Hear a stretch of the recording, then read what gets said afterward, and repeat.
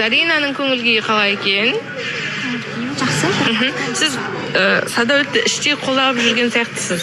Бизге колдоп, былай деп колдоп жүрген жокмун го деп айтып, бирок кеше жеңиске жеткенде эмоцияңыздан ак билинген сыяктуу. Шынымен кубандым енді.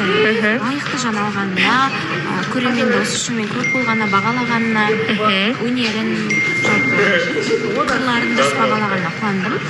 Шынымен, бирок шынымен же басынан енді билбейм, мен душман эмес го, же көтөтө деген сыяктуу. Басында осы кісі алат деп ойладым, 8 кырлы бір сырлы деп мактап отырдым.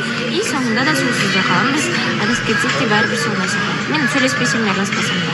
Как түсүшүр едим да, колдой берем. Айрылып кетсем де. Сол ғой. Айрылып кетсек де. Бирок энди таныстыктын токтомогу әлі белгисиз ғой. Белгисиз, көремиз азыр эфир барысында.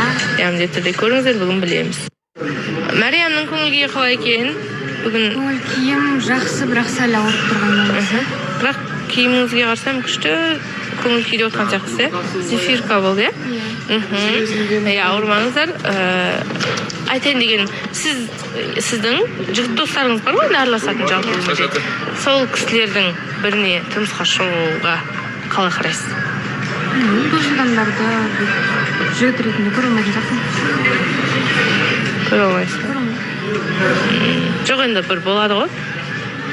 Енді білмеймін, на будущее андай ештеңе айта алмаймын. Қазірше енді жоқ деп ойлаймын. Қазір айналаңызда ондай қарастыратын жігіт жоқ, жігіт достарыңыздың ішінде. Дейді шария.